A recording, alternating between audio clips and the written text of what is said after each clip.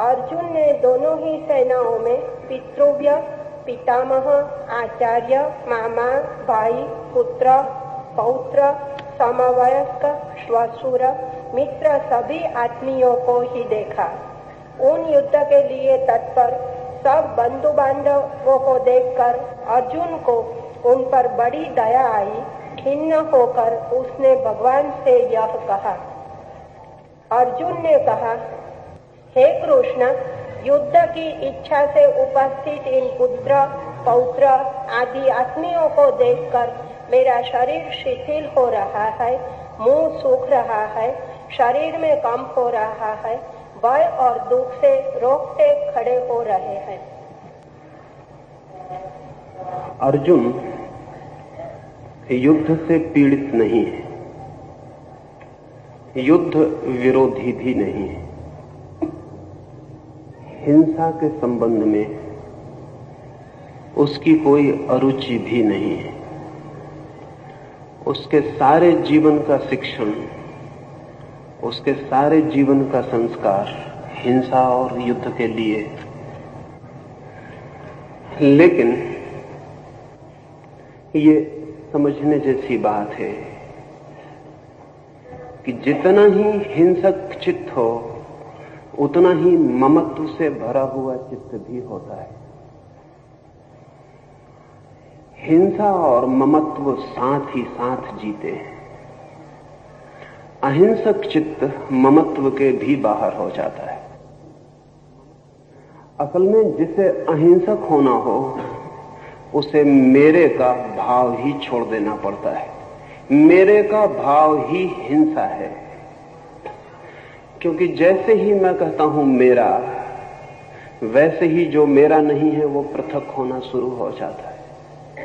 जैसे ही किसी को मैं कहता हूं मित्र, वैसे ही किसी को मैं शत्रु निर्मित करना शुरू कर देता हूं। जैसे ही मैं सीमा खींचता हूं अपनों की, वैसे ही मैं पराओं की सीमा भी खींच देता हूं। समस्त हिंसा अपने और पराये के बीच खींची गई सीमा से पैदा होती है। इसलिए अर्जुन शिथिलगात हो गया, उसके अंग अंग शिथिल हो गए। इसलिए नहीं कि वो युद्ध से विरक्त हुआ, इसलिए नहीं कि उसे होने वाली हिंसा में कुछ बुरा दिखाई पड़ा, इसलिए नहीं कि अहिंसा का कोई आकस्मिक आकर्षण उसके मन में जन्म गया, बल्कि इसलिए कि हिंसा के ही दूसरे पहलू ने उसके भीतर से, हिंसा के ही गहरे पहलू ने, हिंसा के ही बुनियादी आधार ने उसके चित्त को पकड़ लिया। ममत्व ने उसके चित्त को पकड़ लिया। ममत्व हिंसा ही है। इसे न समझेंगे तो फिर पूरी गीता को समझना कठिन हो जाएगा। जो इसे नहीं समझ सके उन्हें ऐसा प्रतीत होता है कि अर्जुन अहिंसा की तरफ झुकता था, कृष्ण ने उसे हिंसा की तरफ झुकाया। जो अहिंसा की तरफ झुकता हो उसे कृष्ण हिंसा की तरफ झुकाना नहीं चाहेंगे। जो अहिंसा की तरफ झुकता हो उसे कृष्ण चाहे भी हिंसा की तरफ झुकाना तो भी न झुका पाएंगे। लेकिन अर्जुन अहिंसा की तरफ रत्ती भर नहीं झुक रहा था। अर्जुन का चित्त हिंसा के गहरे आधार पर जाके अटक गया। वो हिंसा का ही आधार है। उसे दिखाई पड़े अपने ही लोग, परिजन, संबंधी। काश वहां परिजन और संबंधी न होते तो अर्जुन भेड़ बकरियों की तरह लोगों को काट सकता था। अपने थे इसलिए काटने में कठिनाई मालूम पड़ी। पराये होते तो काटने में कोई कठिनाई न मालूम पड़ती। और अहिंसा केवल उसके ही चित्त में पैदा होती है जिसका अपना पराया मिट गया हो। अर्जुन ये जो संकटग्रस्त हुआ उसका चित्त, ये अहिंसा की तरफ आकर्षण से नहीं, हिंसा के ही मूल आधार पर पहुंचने के कारण स्वभावतः इतने संकट के क्षण में, इतने क्राइसिस के मोमेंट में हिंसा की जो बुनियादी आधारशिला थी वो अर्जुन के सामने प्रकट हुई। अगर पराये होते तो अर्जुन को पता भी न चलता कि वो हिंसक है, उसे पता भी न चलता कि उसने कुछ बुरा किया, उसे पता भी न चलता कि युद्ध अधार्मिक है, उसके गात शिथिल न होते, बल्कि परायों को देखकर उसके गात और तन जाते, उसका धनुष पर वाण आ जाता, उसके मन पर तलवार आ जाती, वो बड़ा प्रफुल्लित होता, लेकिन वो एकदम उदास हो गया। इस उदासी में उसे अपने चित्त की हिंसा का मूल आधार दिखाई पड़ा। उसे दिखाई पड़ा इस संकट के क्षण में उसे ममत्व दिखाई पड़ा। ये बड़े आश्चर्य की बात है कि अक्सर हम अपने चित्त की गहराइयों को केवल संकट के क्षणों में ही देख पाते। साधारण क्षणों में हम चित्त की गहराइयों को नहीं देख पाते। साधारण क्षणों में हम साधारण जीते हैं, असाधारण क्षणों में जो हमारे गहरे से गहरे में छिपा है वो प्रकट होना शुरू हो जाता। अर्जुन को दिखाई पड़ा मेरे लोग। युद्ध की विभत्सता ने, युद्ध की सन्निकटता ने, बस अब युद्ध शुरू होने को है, तब उसे दिखाई पड़ा मेरे लोग। काश अर्जुन ने कहा होता युद्ध व्यर्थ है, हिंसा व्यर्थ है, तो गीता की किताब निर्मित न होती। लेकिन उसने कहा अपने ही लोग इकट्ठे हैं, उनके काटने के विचार से ही मेरे अंग शिथिल हुए जाते हैं। असल में जिसने अपने जीवन के भवन को अपनों के ऊपर बनाया है, उन्हें काटते क्षण में उसके अंग शिथिल हों, ये बिल्कुल स्वाभाविक है। मृत्यु होती है पड़ोस में, छूती नहीं मन को। कहते हैं बेचारा मर गया, घर में होती है तब इतना कह के नहीं निपट पाते, तब छूती है। क्योंकि जब घर में होती है, अपना कोई मरता है तो हम भी मरते, हमारा भी एक हिस्सा मरता है, हमारा भी इन्वेस्टमेंट था उस आदमी में, हम भी उसमें कुछ लगाए थे, उसकी जिंदगी से हमें भी कुछ मिलता था, हमारे मन के भी किसी कोने को उस आदमी ने भरा था। पत्नी मरती है तो पत्नी ही नहीं मरती, पति भी मरता है। सच तो यह है कि पत्नी के साथ ही पति पैदा हुआ था, उसके पहले पति नहीं था। पत्नी मरती है तो पति भी मरता है, बेटा मरता है तो मां भी मरती है, क्योंकि मां बेटे के पहले मां नहीं थी, मां बेटे के जन्म के साथ ही हुई थी। जब बेटा जन्मता है तो एक तरफ बेटा जन्मता है, दूसरी तरफ मां भी जन्मती है, और जब बेटा मरता है तो एक तरफ बेटा मरता है, दूसरी तरफ मां भी मरती। जिसे हमने अपना कहा है उसमें हम जुड़े, हम भी मरते। अर्जुन ने जब देखा कि अपने ही सब इकट्ठे हैं, तो अर्जुन को अगर अपना ही आत्मघात, सुसाइड दिखाई पड़ा हो तो आश्चर्य नहीं है। अर्जुन घबराया नहीं दूसरों की मृत्यु से, अर्जुन घबराया आत्मघात की संभावना से। उसे लगा सब अपने मर जाएं तो मैं बचूंगा कहां। ये थोड़ा सोचने जैसा है। हमारा मैं हमारे अपनों के जोड़ का नाम है। जिसे हम मैं कहते हैं वो मेरों के जोड़ का नाम है। अगर मेरे विदा हो जाएं तो मैं खो जाऊंगा, मैं बच नहीं सकता। ये मेरा मैं कुछ मेरे पिता से, कुछ मेरी मां से, कुछ मेरे बेटे से, कुछ मेरे मित्र से, इन सब से जुड़ा है। आश्चर्य तो यह है कि जिन्हें हम अपने कहते हैं उनसे ही नहीं जुड़ा, जिन्हें हम पराये कहते हैं उनसे भी जुड़ा है, परिधि के बाहर, लेकिन उनसे भी जुड़ा है। तो जब मेरा शत्रु मरता है तब भी थोड़ा मैं मरता हूं, क्योंकि मैं फिर वही नहीं हो सकूंगा जो मेरे शत्रु के होने पर मैं था। शत्रु भी मेरी जिंदगी को कुछ देता था, मेरा शत्रु था, होगा शत्रु, मेरा शत्रु था, उससे भी मेरे मैं का संबंध था। उसके बिना मैं फिर अधूरा और खाली हो जाऊंगा। अर्जुन को दूसरों का घात होगा ऐसा दिखाई पड़ता तो बात और थी, अर्जुन को बहुत गहरे में दिखाई पड़ा कि ये तो मैं अपनी ही आत्महत्या करने को उत्सुक हुआ हूं, ये तो मैं ही मरूंगा, मेरे मर जाएंगे तो मेरे होने का क्या अर्थ है? जब मेरे ही न होंगे तो मुझे सब मिल जाए तो भी व्यर्थ है। ये भी थोड़ा सोचने जैसा है। हम अपने लिए जो कुछ इकट्ठा करते हैं वो अपने लिए कम, अपनों के लिए ज्यादा होता है। जो मकान हम बनाते हैं वो अपने लिए कम, अपनों के लिए ज्यादा होता है। उन अपनों के लिए भी जो साथ रहेंगे और उन अपनों के लिए भी जो देखेंगे और प्रशंसा करेंगे, और उन पराये अपनों के लिए भी जो जलेंगे और ईर्ष्या से भरेंगे।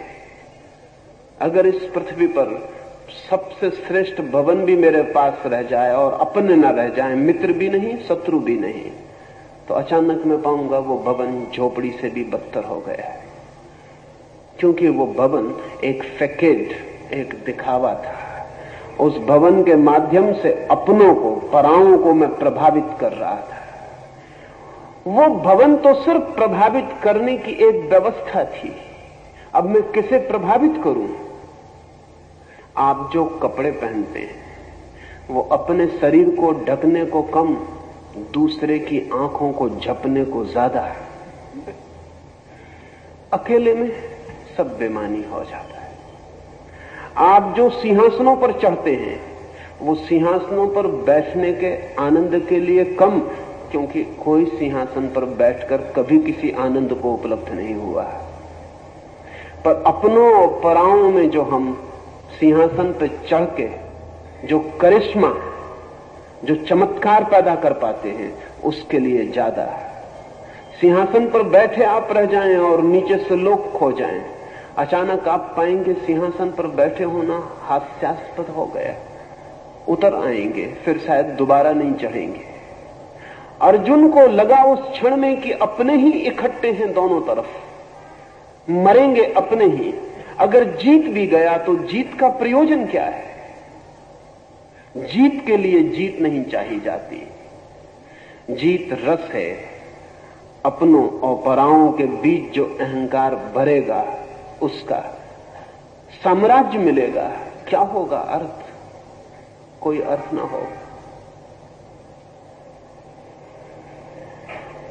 ये जो अर्जुन के मन में विषाद घिर गया, इसे ठीक से समझ लेना चाहिए। ये विषाद ममत्व का है, ये विषाद हिंसक चित्त का है। और इस विषाद के कारण ही कृष्ण को इतने धक्के देने पड़े अर्जुन को। अर्जुन की जगह महावीर जैसा व्यक्ति होता तो बात उसी वक्त खत्म हो गई होती, ये बात आगे नहीं चल सकती थी। अगर महावीर जैसा व्यक्ति होता तो शायद ये बात उठ भी नहीं सकती थी। शायद महावीर जैसा व्यक्ति होता तो कृष्ण एक शब्द भी उस व्यक्ति से न बोले होते, बोलने का कोई अर्थ ना था, बात समाप्ति हो गई होती। ये गीता कृष्ण ने कही कम, अर्जुन ने कहलवाई ज्यादा है।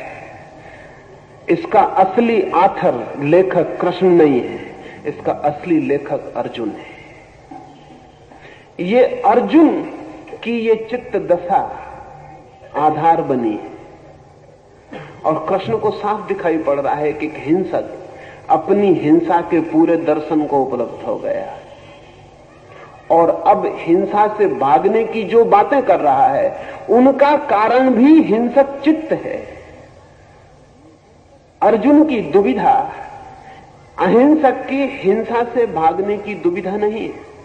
अर्जुन की दुविधा हिंसक की हिंसा से ही भागने की दुविधा है। इस सत्य को ठीक से समझ लेना जरूरी है। ये ममत्व हिंसा ही है, लेकिन गहरी हिंसा है, दिखाई नहीं पड़ती। जब मैं किसी को कहता हूं मेरा, तो पजेशन शुरू हो गया, मालकियत शुरू हो गई। मालकियत हिंसा का एक रूप। पति पत्नी से कहता है मेरी, मालकियत शुरू हो गई। पत्नी पति से कहती है मेरे, मालकियत शुरू हो गई।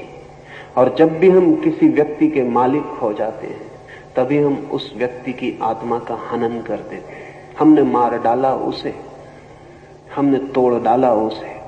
असल में हम उस व्यक्ति के साथ व्यक्ति की तरह नहीं, वस्तु की तरह व्यवहार कर रहे हैं। अब कुर्सी मेरी जिस अर्थ में होती है उसी अर्थ में पत्नी मेरी हो जाती है। मकान मेरा जिस अर्थ में होता है उसी अर्थ में पति मेरा हो जाता है स्वभावतः। इसलिए जहां जहां मेरे का संबंध है वहां वहां प्रेम फलित नहीं होता, सिर्फ कलह ही फलित होती है। इसलिए दुनिया में जब तक पति पत्नी मेरे का दावा करेंगे, बाप बेटे मेरे का दावा करेंगे, तब तक दुनिया में बाप बेटे पति पत्नी के बीच कलह ही चल सकती है, मैत्री नहीं हो सकती। मेरे का दावा मैत्री का विनाश है। मेरे का दावा चीजों को उल्टा ही कर देता है, सब हिंसा हो जाती। मैंने सुना एक आदमी ने शादी की है लेकिन पत्नी बहुत पढ़ी लिखी नहीं, मन में बड़ी इच्छा है कि पत्नी कभी पत्र लिखे। घर से बाहर पति गया है तो उसे समझा कर गया है, थोड़ा लिख लेती है, समझा के गया है क्या क्या लिखना। सभी पति पत्नी एक दूसरे को समझा रहे हैं क्या क्या लिखना। तो उसने लिखा है ऊपर लिखना, प्राणों से प्यारे। कभी ऐसा होता नहीं।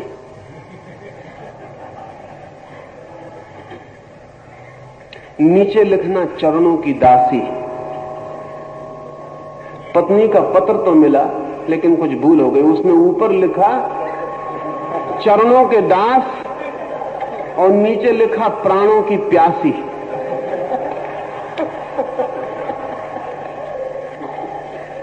जो नहीं लिखते हैं उनकी स्थिति भी ऐसी ही है, जो बिल्कुल ठीक ठीक लिखते हैं उनकी स्थिति भी ऐसी ही है। जहां आग्रह है मालकियत का, वहां हम सिर्फ घृणा ही पैदा करते हैं, और जहां घृणा है वहां हिंसा आएगी। इसलिए हमारे सब संबंध हिंसा के संबंध हो गए। हमारा परिवार हिंसा का संबंध होकर रह गया है। ये जो अर्जुन को दिखाई पड़ा मेरे सब मिट जाएंगे तो मैं कहां, और मेरों को मिटाकर जीत का साम्राज्य का क्या अर्थ है, इसमें वो अहिंसक नहीं हो गया है। अन्यथा कृष्ण आशीर्वाद देते और कहते विदा हो जा, बात समाप्त हो गई। लेकिन कृष्ण देख रहे हैं कि हिंसक वो पूरा है, मैं और ममत्व की बात कर रहा है, इसलिए अहिंसा झूठी। जो मैं की बात कर रहा हो और अहिंसा की बात कर रहा हो तो जानना कि अहिंसा झूठी है, क्योंकि मैं के आधार पर अहिंसा का फूल खिलता ही नहीं। मेरे के आधार पर अहिंसा के जीवन का कोई विकास ही नहीं होता। निश्चय ही दुर्योधन भी वहां था और भी योद्धा वहां थे, उन्हें क्यों विषाद न हुआ? वे भी ममत्व से भरे लोग थे, वे भी हिंसा से भरे लोग थे। नहीं हुआ कारण है। हिंसा भी अंधी हो सकती है, विचारहीन हो सकती है। ममत्व भी अंधा हो सकता है, विचारहीन हो सकता है। हिंसा भी आंख वाली हो सकती है, विचारपूर्ण हो सकती है। ममत्व भी आंख वाला हो सकता है और विचारपूर्ण हो सकता है। सुबह मैंने कहा था कि अर्जुन की कठिनाई यही है कि वो विचारहीन नहीं है, विचार है और विचार दुविधा में डालता है। विचार ने दुविधा में डाला उसे। दुर्योधन को भी दिखाई पड़ रहा है, लेकिन हिंसा इतनी अंधी है कि ये नहीं देख पाएगा दुर्योधन कि इस हिंसा के पीछे मैं उन सबको मार डालूंगा जिनके बिना हिंसा भी व्यर्थ हो जाती है।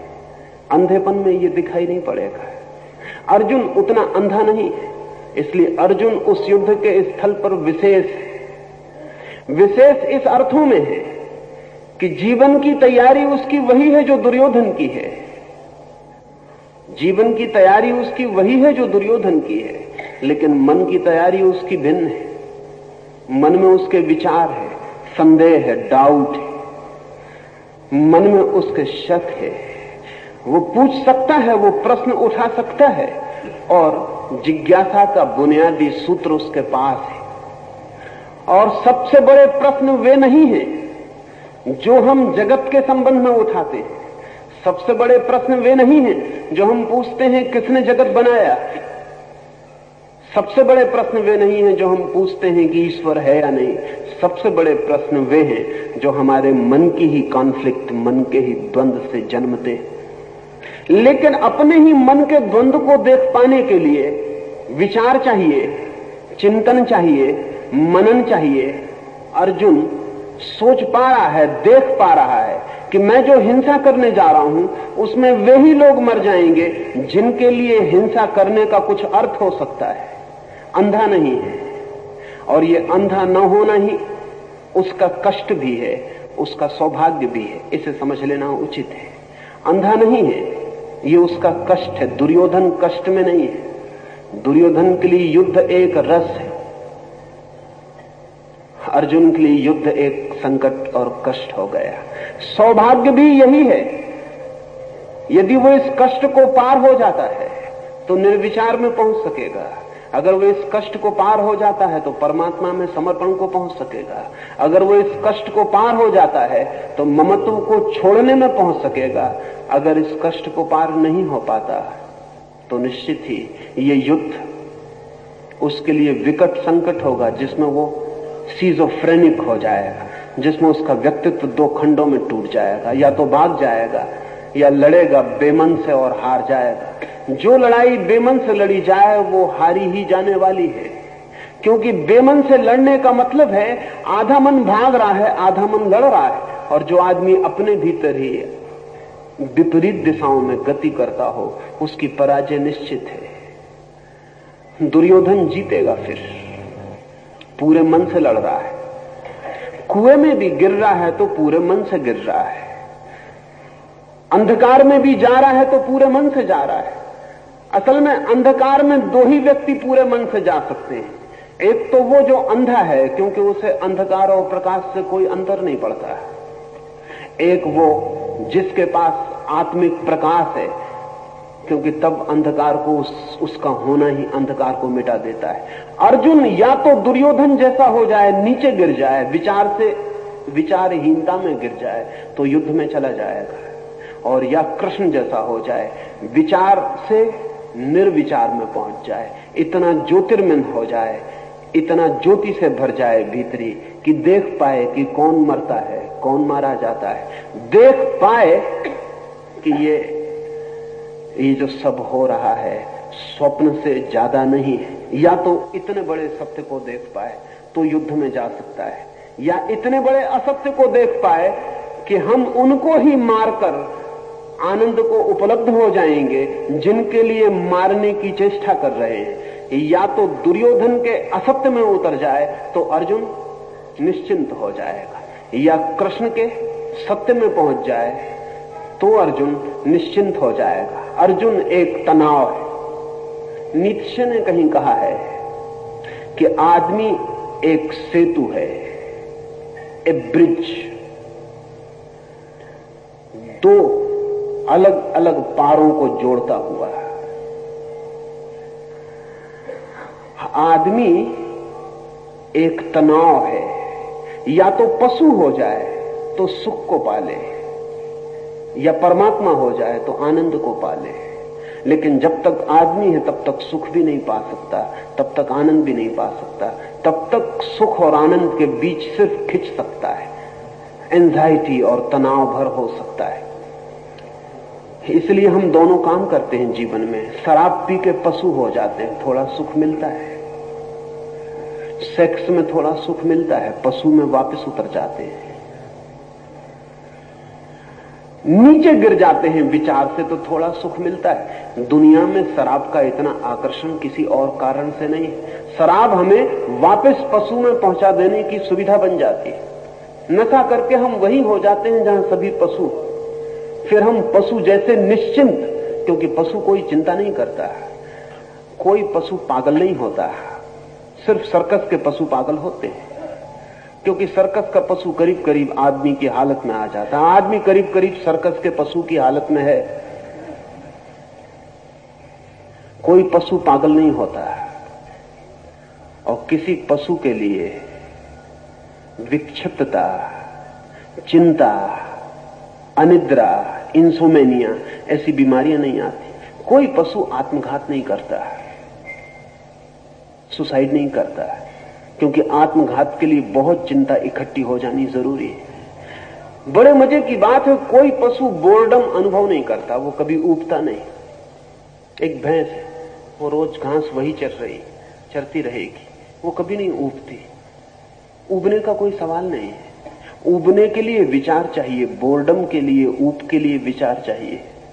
इसलिए मनुष्यों में जो जितना ज्यादा विचारशील है उतना ऊबेगा।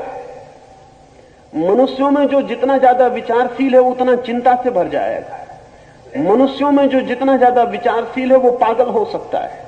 मनुष्यों में जो जितना ज्यादा विचारशील है वो विक्षिप्त हो सकता है। लेकिन ये एक ही पहलू है। दूसरा पहलू यह है कि जो विक्षिप्त होने की स्थिति को पार कर जाए वो विमुक्त भी हो सकता है, और जो चिंता को पार कर जाए वो निश्चिंतता के सजग आनंद को उपलब्ध हो सकता है, और जो तनाव को पार कर जाए वो विश्रांति के उस अनुभव को पा सकता है जो सिर्फ परमात्मा में विश्राम से उपलब्ध होती है। अर्जुन मनुष्य का प्रतीक है, दुर्योधन पशु का प्रतीक है, कृष्ण परमात्मा के प्रतीक है। वहां 3 प्रतीक हैं उस युद्ध स्थल पर। अर्जुन डमाडोल है, वो दुर्योधन और कृष्ण के बीच डमाडोल है। उसे निश्चिंतता मिल सकती है, he can be at ease. अगर वो दुर्योधन हो जाए, अगर वो कृष्ण हो जाए, अर्जुन रहते कोई सुविधा नहीं है। अर्जुन रहते तनाव है, अर्जुन रहते मुश्किल है। उसकी मुश्किल यही है कि दुर्योधन हो नहीं सकता, कृष्ण होना समझ में नहीं आता, और जो है वहां टिक नहीं सकता, क्योंकि वो बीच का तरंग भर है, वहां टिका नहीं जा सकता। कोई भी सेतु मकान बनाने के लिए नहीं होता। अकबर ने फतेहपुर सीकरी बनाई तो वहां एक पुल पर, एक ब्रिज पर उसने वाक्य लिखवाया, सेतु पार करने को है, सेतु निवास के लिए नहीं। और ठीक लिखा। जो भी आदमी सेतु पर निवास बनाएगा वो मुश्किल में पड़ेगा। कहीं भी लौट जाएं, पशु हो जाएं कि परमात्मा हो जाएं, आदमी नियति नहीं है। आदमी होना संकट है, क्राइसिस है। आदमी अंत नहीं है। आदमी अगर ठीक से हम समझें तो ना तो पशु है और ना परमात्मा है। न तो वो पशु हो पाता क्योंकि पशु को पार कर चुका, और ना वो परमात्मा हो पाता क्योंकि परमात्मा को पहुंचना है। मनुष्य सिर्फ परमात्मा और पशु के बीच डोलता हुआ अस्तित्व है। हम 24 घंटे में कई बार दोनों कोनों पर पहुंच जाते हैं। क्रोध में वही आदमी पशु के निकट आ जाता है, शांति में वही आदमी परमात्मा के निकट पहुंच जाता है। हम दिन में 24 घंटे में बहुत बार नरक और स्वर्ग की यात्रा कर लेते हैं। बहुत बार क्षण में स्वर्ग में होते हैं, क्षण में नरक में उतर जाते हैं। नरक में पछताते हैं, फिर स्वर्ग की चेष्टा शुरू हो जाती है। स्वर्ग में पैर जमा नहीं पाते, फिर नरक में पहुंचना शुरू हो जाता है। और तनाव का एक नियम है कि तनाव सदा विपरीत में आकर्षण पैदा कर देता है। जैसे घड़ी का पेंडुलम होता है, वो बाईं तरफ जाता है। जब बाईं तरफ जाता है तब हमें लगता है कि बाईं तरफ जा रहा है, लेकिन जो घड़ी के विज्ञान को समझते हैं वो ये भी जानते हैं कि वो बाईं तरफ जाते समय दाईं तरफ जाने की शक्ति इकट्ठी कर रहा है, मोमेंटम इकट्ठा कर रहा है। वो जितनी दूर बाएं तरफ जाएगा उतने ही दूर दाएं तरफ जाने की ताकत इकट्ठी कर रहा है। असल में वो बाएं तरफ इसलिए जा रहा है कि दाएं तरफ जा सके, और दाएं तरफ जाते वक्त इसलिए जा रहा है कि बाएं तरफ जा सके। आदमी पूरे समय पशु और परमात्मा के बीच पेंडुलम की तरह घूम रहा है। अर्जुन आदमी का प्रतीक है, और आज के आदमी का तो और भी ज्यादा। आज की आदमी की चेतना ठीक है। एक और मनुष्य अपनी चेतना को समाधि तक ले जाने के लिए आतुर है, और दूसरी तरफ आदमी LSD से, मैस्कलिन से, मैरिजुआना से, शराब से, सेक्स से पशु की तरफ ले जाने को आतुर है। और अक्सर ऐसा होगा कि एक ही आदमी ये दोनों काम करता हुआ मालूम पड़ेगा। वही आदमी भारत की यात्रा पर आएगा, वही आदमी अमेरिका में LSD लेता रहेगा। वो दोनों एक साथ कर रहा है। मनुष्य बेहोश हो जाए तो पशु हो सकता, लेकिन बेहोश ज्यादा देर नहीं रहा जा सकता। बेहोशी के सुख भी होश में ही अनुभव हो पाते, बेहोशी में बेहोशी का सुख भी अनुभव नहीं होता। शराब का भी मजा जब शराब पिए होता है आदमी तब नहीं चलता, पता तो तभी चलता है जब शराब का नशा उतर जाता है। नींद में जब आप होते हैं तब नींद का कोई मजा पता नहीं चलता, वो सुबह जाग के पता चलता है कि बड़ी आनंदपूर्ण निद्रा थी। बेहोशी के सुख के लिए होश में आना जरूरी है, और होश में कोई सुख नहीं मालूम पड़ता, इसलिए फिर बेहोशी में उतरना पड़ता है। अर्जुन मनुष्य की चेतना है, इसलिए अद्भुत है। गीता इसलिए अद्भुत है कि वो मनुष्य की बहुत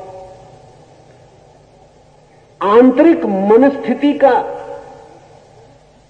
आधार है। मनुष्य की आंतरिक मनस्थिति, अर्जुन के साथ कृष्ण का जो संघर्ष है पूरे समय, वो जो अर्जुन के साथ कृष्ण का संवाद है या विवाद है, वो जो अर्जुन को खींच खींच कर परमात्मा की तरफ लाने की चेष्टा है और अर्जुन वापस शिथिलगात होकर बैठ जाता है, वो फिर पशु में गिरना चाहता है। ये जो संघर्ष है वो अर्जुन के लिए है, दुर्योधन के लिए नहीं। दुर्योधन निश्चिंत है, अर्जुन भी वैसा हो तो निश्चिंत हो सकता है, वैसा नहीं है। हम में भी जो दुर्योधन की तरह हैं वे निश्चिंत हैं, वे मकान बना रहे हैं, वे दिल्ली में राजधानियों के सिंहासन चढ़ रहे हैं, वे धन कमा रहे हैं। हम में भी जो अर्जुन की तरह हैं वे बेचैन और परेशान हैं। वे बेचैन हैं इसलिए कि जहां हैं वो जगह घर बनाने योग्य नहीं मालूम पड़ती। जहां से आ गए हैं वहां से आगे बढ़ गए हैं, पीछे लौटना संभव नहीं है। जहां पहुंचे नहीं है उसका कोई पता नहीं कि वो कहां है मार्ग, वो मंदिर कहां है उसका कोई पता नहीं। धार्मिक आदमी स्वभावतः संकटग्रस्त होता है, क्राइसिस में होता है। अधार्मिक आदमी क्राइसिस में नहीं होता। इसलिए मंदिरों में बैठा आदमी ज्यादा चिंतित दिखाई पड़ेगा बजाय कारागृह में बैठे आदमी के। कारागृह में बैठा आदमी इतना चिंतित नहीं मालूम पड़ता है, निश्चिंत है। उसने एक किनारे पर वो है, वो सेतु पर नहीं। एक अर्थों में वो सौभाग्यशाली मालूम पड़ सकता है, ईर्षा योग कितना निश्चिंत है, लेकिन उसका सौभाग्य बड़े गहरे अभिशाप को छिपाए, वो इसी तट पर रह जाएगा। उसमें अभी मनुष्य की किरण भी पैदा नहीं हुई।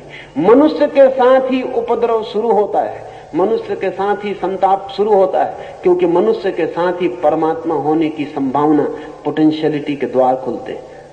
वो अर्जुन पशु होना नहीं चाहता, स्थिति पशु होने की है, परमात्मा होने का उसे पता नहीं है। बहुत गहरी अनजान में आकांक्षा परमात्मा होने की ही है, इसलिए वो पूछ रहा है, इसलिए प्रश्न उठा रहा है, इसलिए जिज्ञासा जगा रहा है। जिसके जीवन में भी प्रश्न है, जिसके जीवन में भी जिज्ञासा है, जिसके जीवन में भी असंतोष है, उसके जीवन में धर्म आ सकता है। जिसके जीवन में नहीं चिंता, नहीं प्रश्न, नहीं संदेह, नहीं जिज्ञासा, नहीं असंतोष, उसके जीवन में धर्म के आने की कोई सुविधा नहीं है। जो बीज टूटेगा अंकुरित होने को, चिंता में पड़ेगा। बीज बहुत मजबूत चीज है, अंकुर बहुत कमजोर होता है। बीज बड़ा निश्चिंत होता है, अंकुर बड़ी चिंता में पड़ जाता है। अंकुर निकलता है जमीन से पत्थरों को तोड़कर। अंकुर जैसी कमजोर चीज पत्थरों को तोड़कर, मिट्टी को काटकर बाहर निकलती अज्ञात अनजाने जगत में, जिसका कोई परिचय नहीं, कोई पहचान नहीं। कोई बच्चा तोड़ डालेगा, कोई पशु चर जाएगा, किसी के पैर के नीचे दबेगा। क्या होगा क्या नहीं होगा, बीज अपने में रहे तो बहुत निश्चिंत है, न किसी बच्चे के पैर के नीचे दबेगा, न कोई अज्ञात के खतरे हैं, अपने में बंद। दुर्योधन बीज में बंद जैसे व्यक्ति है, निश्चिंत है। अर्जुन अंकुरित है, अंकुर चिंतित है, अंकुर बेचैन है। क्या होगा, फूल आएंगे कि नहीं, बीज होना छोड़ दिया, अब फूल आएंगे कि नहीं, फूल के लिए बढ़ने के लिए आतुर है। वही आतुरता उसे कृष्ण से निरंतर प्रश्न पूछवाए चली जाती है। इसलिए अर्जुन के मन में चिंता है, प्रश्न है, दुर्योधन के मन में नहीं। कि मनुष्य के सामने द्वंद्वात्मक दशा बार बार आती रहती है, तो वो द्वंद्व भरी दशा को पार करने के लिए मूल आधार कौन सा होना चाहिए, और द्वंद्व भरी दशा को हम विकास पोषक किस तरह बना सके? अर्जुन के लिए भी यही सवाल है। इस सवाल को आमतौर से आदमी जैसा हल करता है वैसा ही अर्जुन भी करना चाहता है। द्वंद्व मनुष्य का स्वभाव है, मनुष्य का, आत्मा का नहीं, शरीर का नहीं, मनुष्य का द्वंद्व स्वभाव है। द्वंद्व को अगर जल्दबाजी से हल करने की कोशिश की तो पशु की तरफ वापस लौट जाना रास्ता है। शीघ्रता की तो पीछे लौट जाएं, वो परिचित रास्ता है, वहां वापस जाया जा सकता है। द्वंद्व से गुजरना ही तपश्चर्या है। धैर्य से द्वंद्व को झेलना ही तपश्चर्या है, और द्वंद्व को झेलकर ही व्यक्ति द्वंद्व के पार होता है। इसलिए कोई जल्दी से निश्चय कर ले सिर्फ द्वंद्व को मिटाने के लिए, तो उसके निश्चय काम के नहीं है, वो नीचे गिर जाएगा, वो वापस गिर रहा है। पशु बहुत निश्चयात्मक है, पशुओं में डाउट नहीं है, बड़े निश्चय में जी रहे हैं, बड़े विश्वासी हैं, बड़े आस्तिक मालूम होते हैं, पर उनकी आस्तिकता नहीं है, क्योंकि जिसने नास्तिकता नहीं जानी उसकी आस्तिकता का अर्थ कितना है। और जिसने नहीं कहने का कष्ट नहीं जाना वो हां कहने के आनंद को उपलब्ध नहीं हो सकता है। और जिसने संदेह नहीं किया उसकी श्रद्धा दो कौड़ी की है। लेकिन जिसने संदेह किया और जो संदेह को जिया और संदेह के पार हुआ, उसकी श्रद्धा का कुछ बल है, उसकी श्रद्धा की कोई प्रामाणिकता है। तो एक तो रास्ता यह है कि जल्दी कोई निश्चय कर ले, और निश्चय करने के बहुत रास्ते आदमी पकड़ लेता है। किसी शास्त्र को पकड़ ले तो निश्चय हो जाएगा, शास्त्र निश्चय की भाषा में बोल देगा कि ऐसा ऐसा करो और विश्वास करो। जिसने शास्त्र पकड़ के निश्चय किया उस आदमी ने अपने मनुष्य होने से इंकार कर दिया। उसे एक अवसर मिला था विकास का, उसने खो दिया। गुरु को पकड़ लो, जिसने गुरु को पकड़ लिया उसने अवसर खो दिया। एक संकट था जिसमें बेसहारा गुजरने के लिए परमात्मा ने उसे छोड़ा था, उसने उस संकट से बचाव कर लिया। वो संकट से बिना गुजरे रह गया, और आग में गुजरता तो सोना निखरता, वो आग में गुजरा ही नहीं, वो गुरु की आड़ में हो गया तो सोना निखरेगा भी नहीं। निश्चय करने को आपसे नहीं कहता, आप निश्चय करोगे कैसे? जो आदमी द्वंद्व में है उसका निश्चय भी द्वंद्व से भरा होगा। जब द्वंद्व में है तो निश्चय करेंगे कैसे? द्वंद्व से भरा आदमी निश्चय नहीं कर सकता, करना भी नहीं चाहिए। द्वंद्व को जिए, द्वंद्व में तपे, द्वंद्व में मरे और खपे, द्वंद्व को भोगे, द्वंद्व की आग से भागे मत, क्योंकि जो आग दिखाई पड़ रही है उसी में कचरा जलेगा और सोना बचेगा। द्वंद्व से गुजरे, द्वंद्व को नियति समझे, वो मनुष्य की डेस्टिनी है, वो उसका भाग्य है, उससे गुजरना ही होगा, उसे जिए, जल्दी ना करें, निश्चय जल्दी ना करें। हाँ, द्वंद्व से गुजरे तो निश्चय आएगा, द्वंद्व से गुजरे तो श्रद्धा आएगी, लानी नहीं पड़ेगी। लाई गई श्रद्धा का कोई भी मूल्य नहीं, क्योंकि जो श्रद्धा लानी पड़ी है उसका मतलब ही है कि अभी आने के योग मन न बना था, जल्दी ले आए हैं। जो श्रद्धा बनानी पड़ी है उसका अर्थ ही है कि पीछे द्वंद्वग्रस्त मन है, वो भीतर जिंदा रहेगा, ऊपर से परत श्रद्धा की हो जाएगी, वो ऊपर ऊपर काम देगी, समय पर काम नहीं देगी। जब कठिन समय होगा, मौत सामने खड़ी होगी, तो बहुत पक्का विश्वास कर लिया था कि आत्मा अमर है। जब गीता पढ़ते थे तब पक्का विश्वास रहा था, जब रोज सुबह मंदिर जाते थे तब पक्का था कि आत्मा अमर है। और जब डॉक्टर पास खड़ा हो जाएगा उसका चेहरा उदास दिखाई पड़ेगा और घर के लोग भागने दौड़ने लगेंगे और नाड़ी की गति गिरने लगेगी, तब अचानक पता चलेगा कि पता नहीं आत्मा अमर है या नहीं। क्योंकि लाख कहें गीताएं, उनके कहने से आत्मा अमर नहीं हो सकती। आत्मा अमर है इसलिए वे कहती हैं, ये दूसरी बात है, लेकिन उनके कहने से आत्मा अमर नहीं हो सकती। और आप किसी को मान लें, इससे कुछ होने वाला नहीं। हां, द्वंद से गुजरे, पीड़ा को झेलें, वो अवसर है। उससे बचने की कोशिश मत करें। अर्जुन भी बचने की कोशिश कर रहा है, लेकिन कृष्ण उसे बचाने की कोशिश नहीं कर रहे, वो पूरे द्वंद को खींचते हैं। अन्यथा कृष्ण कहते कि बेफिक्र हो, मैं सब जानता हूं, बेकार की बातचीत मत कर, मुझ पे श्रद्धा रख और कूद जा। ऐसा भी कह सकते थे। इतनी लंबी गीता कहने की जरूरत न थी। इतनी लंबी गीता अर्जुन के द्वंद के प्रति बड़ा सम्मान है। और मजा है कि अर्जुन बार बार वही पूछता है, और कृष्ण की ये नहीं कहते कि ये तो तू पूछ चुका, फिर वही पूछता है, फिर वही पूछता है। इस सारा का सारा पूरे के पूरे प्रश्न अंदर अर्जुन के अलग अलग नहीं है, सिर्फ शब्दावली अलग है, बात वो वही पूछ रहा है। उसका द्वंद बार बार लौट आ रहा है। कृष्ण उससे ये नहीं कहते कि चुप, अश्रद्धा करता है, चुप। कृष्ण उसे विश्वास दिलाने को उत्सुक नहीं, कृष्ण उसे तक पहुंचाने को जरूर उत्सुक है। और विश्वास और श्रद्धा में बड़ा फर्क है। विश्वास वो है जो हम संदेह को हल किए बिना ऊपर से आरोपित कर लेते हैं। श्रद्धा वो है जो संदेह के गिर जाने से फलित होती है। श्रद्धा संदेह की ही यात्रा से मिली मंजिल है। विश्वास संदेह के भय से पकड़ लिए गए अंधे आधार है। तो मैं कहूंगा, जिए द्वंद को, तीव्रता से जिए, इंटेंसिटी से जिए। धीरे धीरे जिएंगे तो बहुत समय लगेगा। कुनकुनी आंच में डाल देंगे सोने को तो निखरने में जन्म लग सकते हैं। तीव्रता से जिए। द्वंद मनुष्य का अनिवार्य परीक्षण है, जिससे वो परमात्मा तक पहुंचने की योग्यता का निर्णय दे पाता है। जिए, भागे मत, एस्केप ना करें, कंसोलेशंस मत खोजें, सांत्वनाएं मत बनाएं। जाने कि यही है नियति, द्वंद है। लड़ें, तीव्रता से उतरें इस द्वंद में। क्या होगा इसका परिणाम? इसके दो परिणाम होंगे।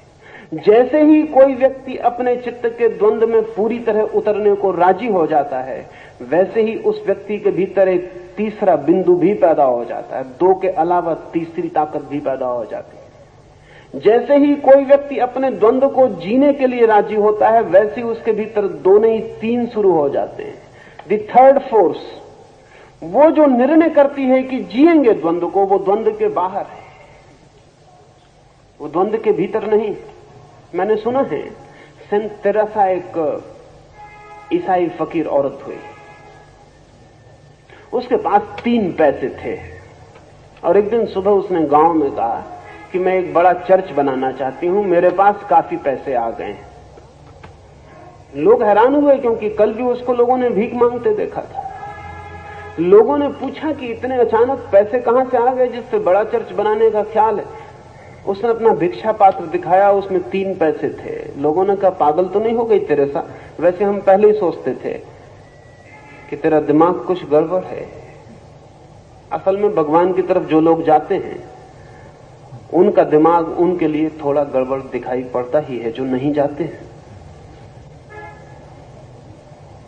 हम पहले ही सोचते थे कि तेरा दिमाग कुछ न कुछ ढीला है। 3 पैसे से चर्च बनाएगी? तेरेसा ने कहा, मैं हूं, 3 पैसे हैं और परमात्मा भी है। तेरेसा, धन 3 पैसे, धन परमात्मा। उन सब ने कहा, वो परमात्मा कहां है? तो तेरेसा ने कहा कि वो थर्ड फोर्स है, वो तीसरी शक्ति है। वो तुम्हें दिखाई नहीं पड़ेगी, क्योंकि अभी तुम अपने भीतर तीसरी शक्ति को नहीं खोज सके। जो व्यक्ति अपने भीतर तीसरी शक्ति को खोज लेता है वो इस सारे जगत में भी तीसरी शक्ति को तत्काल देखने में समर्थ हो जाता है। आप द्वंद्व को ही देख रहे हैं, लेकिन ये ख्याल नहीं है कि जो द्वंद्व को देख रहा है और समझ रहा है वो द्वंद्व में नहीं हो सकता, वो द्वंद्व के बाहर ही होगा।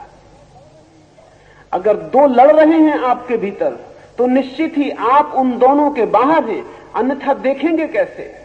अगर उन दोनों में से एक में जुड़े होते तब तो एक से आपका तादात्म्य हो गया होता और दूसरे से आप अलग हो गए होते। लेकिन आप कहते हैं द्वंद्व हो रहा है, मेरा बायां और दायां हाथ लड़ रहा है। मेरे बाएं और दाएं हाथ लड़ पाते हैं क्योंकि इन बाएं और दाएं हाथ के पीछे मैं एक तीसरी ताकत हूं। अगर मैं बायां हाथ हूं तो दाएं हाथ से मेरा क्या आंतरिक द्वंद्व है, वो पराया हो गया। अगर मैं दायां हाथ नहीं बायां हाथ हूं तो दायां हाथ पराया हो गया। आंतरिक द्वंद्व कहां है? आंतरिक द्वंद्व इसीलिए है कि एक तीसरा भी है जो देख रहा है, जो कह रहा है कि मन में बड़ा द्वंद्व है। मन कभी ये कहता है, मन कभी वो कहता है, लेकिन जो मन के द्वंद्व के संबंध में कह रहा है ये कौन है? द्वंद्व में उतरे और इस तीसरे को पहचानते जाएं। जैसे जैसे द्वंद्व में उतरेंगे ये तीसरा साक्षी, ये विटनेस दिखाई पड़ना शुरू हो जाएगा। और जिस दिन ये तीसरा दिखाई पड़ा उसी दिन द्वंद्व से विदा होना शुरू हो जाएंगे। तीसरा नहीं दिखाई पड़ता इसलिए द्वंद्व है, तीसरा दिखाई पड़ता है तो जोड़ शुरू हो जाता है। पर द्वंद्व से भागे मत, द्वंद्व की प्रक्रिया अनिवार्य है, उससे ही गुजर कर वो जो द्वंद्व के पार है, ट्रांसेंडेंटल है, उसे पाया जाता है। पूरी गीता उस तीसरे बिंदु पर ही खींचने की कोशिश है अर्जुन को। पूरे समय अर्जुन को खींचने की चेष्टा कृष्ण की यही है कि वो तीसरे को पहचान ले, वो तीसरे को पहचान ले। तीसरे की पहचान के लिए सारा श्रम है। वो तीसरा सबके भीतर है और सबके बाहर भी है, लेकिन जब तक भीतर न दिखाई पड़े तब तक बाहर दिखाई नहीं पड़ सकता है। भीतर दिखाई पड़े तो बाहर वही वही दिखाई पड़ने लगता है। शेक्सपियर के हेमलेट की तरह अर्जुन का विषाद की टू किल और नॉट टू किल, मारना या न मारना प्रकार का था। तिलक ने गीता रहस्य में अर्जुन की विषाद दशा का साम्य हेमलेट की मनस्थिति में ढूंढ निकाला, ये उचित है?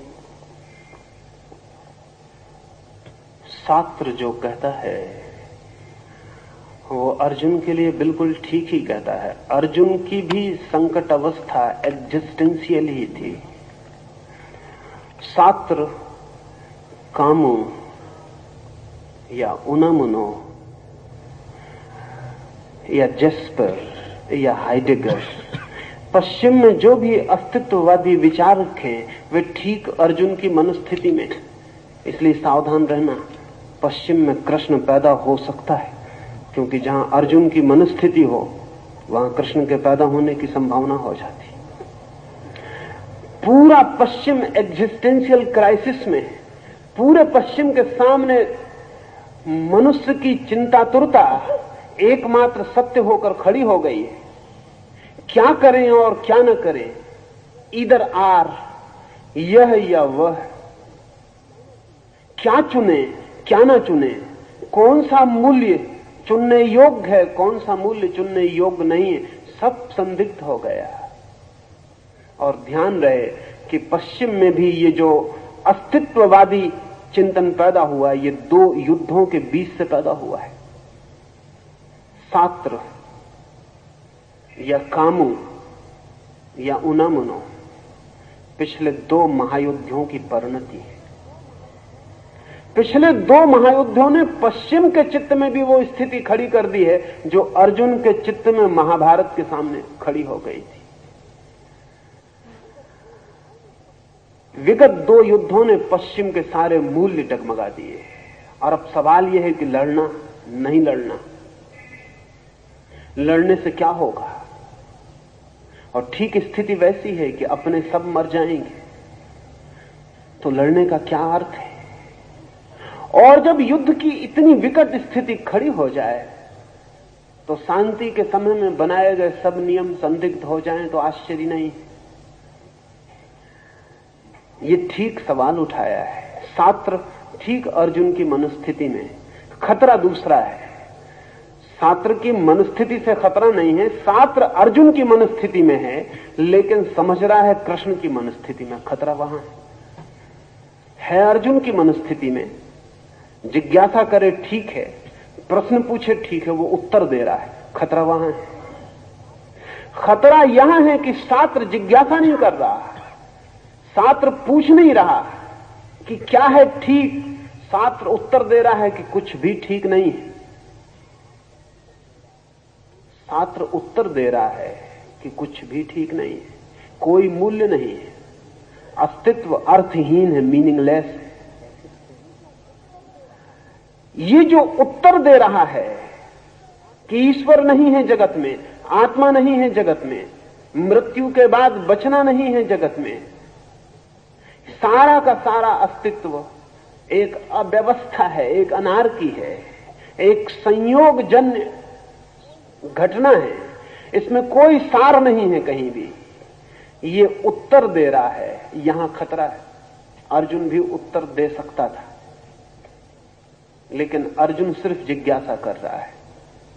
अगर अर्जुन उत्तर दे तो खतरे पैदा होंगे, लेकिन अर्जुन जिज्ञासा कर रहा है।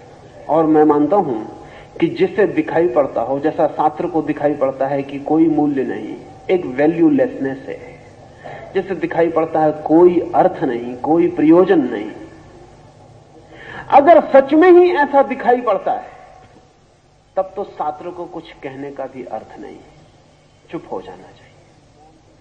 ऐसी स्थिति में मौन ही सार्थक मालूम पड़ सकता है। व्यर्थ है सारी बात नहीं, लेकिन छात्र मौन नहीं है, आतुर है कहने को, समझाने को, जो कह रहा है उसे दूसरों को राजी करने को। तब डर होता है, तब डर यह होता है कि छात्र भी भीतर असंदिग्ध नहीं है कि जो कह रहा है वो ठीक है। शायद छात्र दूसरों को समझा के, दूसरों के चेहरे पर यह देखने को उत्सुक है कि कहीं उनको अगर ठीक लगती हो ये बात तो ठीक होगी, मैं भी फिर ठीक मान लूं।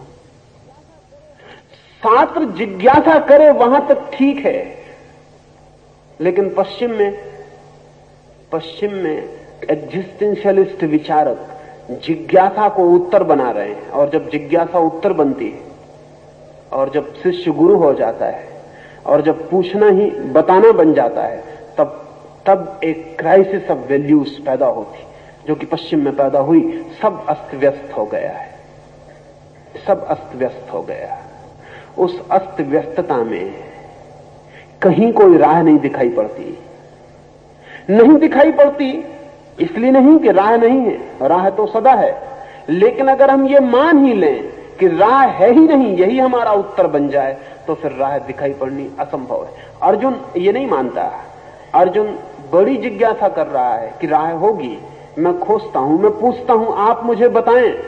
वो कृष्ण को कह रहा है, आप मुझे बताएं, आप मुझे समझाएं, मैं अज्ञानी हूं, मुझे कुछ पता नहीं है। विनम्र है, अर्जुन का अज्ञान विनम्र है, छात्र का अज्ञान विनम्र नहीं है।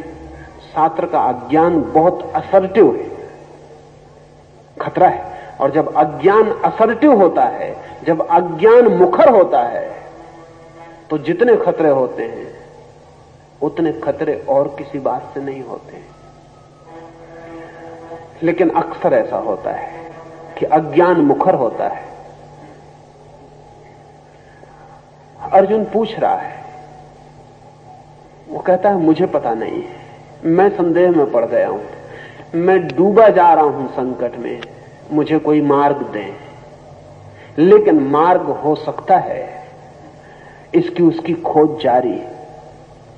मैं मानता हूं कि अर्जुन छात्र से ज्यादा साहसी है, क्योंकि इतनी गहन निराशा में भी मार्ग की खोज बड़े साहस की बात है। छात्र उतना साहसी नहीं है, उसके वक्तव्य बहुत साहसी मालूम पड़ते हैं, उतना साहसी नहीं है। असल में कई बार ऐसा होता है कि अंधेरी गली में आदमी निकलता है तो सीटी बजाता हुआ निकलता है। सीटी बड़ी साहसी मालूम पड़ती आसपास सोए हुए लोगों को, लेकिन सीटी बजाने से साहस पता नहीं चलता, उससे सिर्फ इतना ही पता चलता है कि आदमी डर रहा है। वो सीटी साहस का सबूत नहीं होती, वो सिर्फ भय को छिपाने की चेष्टा होती है। वो जो क्यास, जो अराजकता पश्चिम के सामने 2 महायुद्धों ने प्रकट कर दी है, वो जो नीचे से एक बवंडर प्रकट हुआ है और भूमि फट गई है और एक ज्वालामुखी ने मुंह बा दिया है पश्चिम के सामने, उस ज्वालामुखी को झुठलाने की कोशिश चल रही है ही नहीं जीवन में कोई अर्थ, इसलिए अनर्थ से डरने की जरूरत क्या है ही नहीं कोई मूल्य, इसलिए मूल्य की खोज की चिंता भी क्या करनी है ही नहीं कोई परमात्मा, तो प्रार्थना करने से क्या फायदा है ही नहीं कोई आशा, इसलिए निराशा में भी चिंतित होने की कोई जरूरत नहीं है। निराशा में भी निश्चिंतता खोजने की चेष्टा सिर्फ इस बात की सूचक है कि हृदय बहुत कमजोर है और साहस कम है। असल में आशा जब तीव्र निराशा में पड़ती है तभी पता चलता है कि है या नहीं, और जब गहन अंधकार में ज्योति को खोजने की चेष्टा चलती है तभी पता चलता है कि प्रकाश की कोई आकांक्षा, गहरा साहस, गहरी लगन और गहरे संकल्प से जुड़ी है या नहीं जुड़ी है। पश्चिम की शास्त्रवादी चिंतना निराशा को स्वीकार कर लेने की है, निराशा है, इससे पश्चिम उभरेगा नहीं। इसलिए एग्जिस्टेंशियलिज्म और उस तरह के विचारक सिर्फ एक फैशन से ज्यादा नहीं, और फैशन मरनी शुरू हो गई, फैशन मर रही। अब अस्तित्ववाद कोई बहुत जीवित धारणा नहीं है। बच्चे पश्चिम के उसको भी इंकार कर रहे हैं, वो भी ओल्ड फैशन हो गई, छोड़ो ये बकवास भी। लेकिन छात्र की पीढ़ी ने जो निराशा दी है उसका दुष्परिणाम आने वाली पीढ़ी पर दिखाई पड़ रहा है। वो पीढ़ी कहती है कि ठीक है, हम सड़क पर नंगे नाचेंगे क्योंकि तुम्ही ने तो कहा कि कोई अर्थ नहीं है, तो फिर कपड़े पहनने में ही कौन सा अर्थ है। तो हम फिर किसी भी तरह के काम संबंध निर्मित करेंगे क्योंकि तुम्ही ने तो कहा है कि कोई अर्थ नहीं है, तो परिवार का भी क्या अर्थ है। तो फिर हम किसी को आदर नहीं देंगे क्योंकि तुम्ही ने तो कहा है कि जब ईश्वर ही नहीं है तो आदर का क्या अर्थ है। और हम कल की चिंता ना करेंगे। आज यूनिवर्सिटी अमेरिका और यूरोप की लड़के खाली करके भाग रहे हैं। उनसे कहते हैं उनके मां बाप की पढ़ो, तो वो कहते हैं कल का क्या भरोसा। तुम्ही ने तो कहा है कि सब अनिश्चित है, तो पढ़ लिख के भी क्या होगा। और वो लड़के पूछते हैं कि हिरोशिमा में भी लड़के पढ़ रहे थे कॉलेज में, फिर एटम गिर गया और सब समाप्त हो गया। हम भी पढ़ेंगे, तुम एटम तैयार कर रहे हो, किस दिन गिरा दोगे कुछ पता नहीं, तो हमें जी लेने दो, जो 2-4 क्षण हमें मिले हमें जी लेने दो। तो पश्चिम में जो जीवन का एक विस्तार है, टाइम में, समय में जो एक जीवन की यात्रा है, वो एकदम खंडित हो गई, क्षण पर टिक गया। अभी जो है कर लो, अगले क्षण का कोई भरोसा नहीं, और अगले क्षण के भरोसे को करोगे भी क्या। अंततः तो मृत्यु ही है, अगला क्षण मृत्यु है। टाइम जो है वो डेथ का पर्यायवाची हो गया पश्चिम में। समय और मृत्यु एक ही अर्थ के हो गए। अभी जो है और कोई मूल्य नहीं है। अभी एक व्यक्ति ने कई हत्याएं की और जब अदालत ने उससे पूछा तो उसने कहा क्या हर्ज है, जब सभी को मर ही जाना है तो मैंने मरने में सहायता की, और वो तो मर ही जाते हैं, उनके मारने से मुझे थोड़ा आनंद मिला है, उसके ले लेने में हर्ज क्या है, जब कोई मूल्य ही नहीं है तो ठीक है। छात्र की पीढ़ी पश्चिम को एक खोखलेपन से, एक हॉलोनेस से भर गई, क्योंकि उसके पास उत्तर नहीं था, सिर्फ प्रश्न थे, और उसने प्रश्नों को ही उत्तर बता दिया। अगर अर्जुन जीत जाए तो इस मुल्क में भी हॉलोनेस पैदा हो जाए। अर्जुन नहीं जीता और कृष्ण जीत गए। वो एक संघर्ष था बड़ा अर्जुन और कृष्ण के बीच। अगर अर्जुन को शक सवार हो जाए और धुन सवार हो जाए गुरु होने की, और वो अपनी जिज्ञासाओं को उत्तर बना दे और अपने प्रश्नों को उत्तर बना दे और अपने अज्ञान को ज्ञान मान ले, तो इस मुल्क में भी वही स्थिति पैदा हो जाती जो पश्चिम में अस्तित्ववादी चिंतन के कारण पैदा हुई है। स्थिति वही है, लेकिन पश्चिम के पास अभी भी कृष्ण नहीं है। लेकिन इस सिचुएशन में कृष्ण पश्चिम में पैदा हो सकते हैं, और इसलिए बहुत आश्चर्य की बात नहीं है कि कृष्ण कॉन्शसनेस जैसे आंदोलन पश्चिम के मन को पकड़ रहे हैं। कोई आश्चर्य नहीं है कि पश्चिम की सड़कों पर लड़के और लड़कियां ढोल पीट कर और कृष्ण का भजन कर रहे हैं। ये कोई आश्चर्य नहीं है, ये आकस्मिक नहीं है। इस जगत में आकस्मिक कुछ भी नहीं होता। इस जगत में एक फूल भी खिलता है तो लंबे कारण होते हैं। अगर लंदन की सड़क पर कोई हरे कृष्ण का भजन ढोल पर पीटता हुआ घूमता है तो यह आकस्मिक नहीं है, ये पश्चिम के चित्त में कहीं कोई गहरी पीड़ा है। अर्जुन तो मौजूद हो गया, कृष्ण कहां है? प्रश्न तो खड़ा हो गया, उत्तर कहां है? उत्तर की तलाश, उत्तर की तलाश पैदा हुई है। इसलिए ठीक सवाल था ये, लेकिन मैं अर्जुन को मनुष्य का प्रतीक कहता हूं, और अर्जुन को जो ममत्व पकड़ा वो भी मनुष्य की मनुष्यता है। लेकिन नीत्शे का एक वचन आपसे कहूं, नीत्शे ने कहा है, अभागा होगा वो दिन जिस दिन मनुष्य से पार होने की आकांक्षा छोड़ देगा। अभागा होगा वो दिन जिस दिन मनुष्य की प्रत्यंचा पर मनुष्य को पार करने वाला तीर ना खींचेगा। अभागा होगा वो दिन जिस दिन मनुष्य होने से तृप्त हो जाएगा। ठीक, मनुष्य मंजिल नहीं है, पड़ाव है, उसे पार होना ही है। अर्जुन मंजिल नहीं है, पड़ाव है। स्वाभाविक है आदमी के लिए अपनों को चाहे, स्वाभाविक है आदमी के लिए अपनों को मारने से डरे, स्वाभाविक है आदमी के लिए इधर आर पकड़े, यह या वह करूं या ना करूं, चिंता आए। लेकिन जो मनुष्य के लिए स्वाभाविक है वो जीवन का अंत नहीं है, और मनुष्य के लिए जो स्वाभाविक है वो सिर्फ मनुष्य के लिए स्वाभाविक है। और उस स्वभाव में चिंता और पीड़ा और तनाव भी जुड़े हैं, अशांति, दुख और विक्षिप्तता भी जुड़ी है। मनुष्य को अगर हम स्वाभाविक समझें तो वो स्वाभाविकता वैसी ही है जैसे कैंसर स्वाभाविक है, टीबी स्वाभाविक है, लेकिन टीबी के स्वभाव के साथ पीड़ा भी जुड़ी है। ऐसे ही मनुष्य को अगर हम पशु की तरफ से देखें तो मनुष्य एक एवोल्यूशन, एक विकास है, और अगर परमात्मा की तरफ से देखें तो एक डिसीज, एक बीमारी। अगर हम पशु की तरफ से देखें तो मनुष्य एक विकास है, और अगर परमात्मा की तरफ से देखें तो मनुष्य एक बीमारी है, एक डिसीज। ये अंग्रेजी का शब्द डिसीज बहुत अच्छा है, ये दो शब्दों से बना है। डिस ईज, उसका मतलब सिर्फ होता है बेचैनी, नॉट एट ईज। तो आदमी एक डिसीज है, एक बेचैनी है अगर परमात्मा की तरफ से देखें।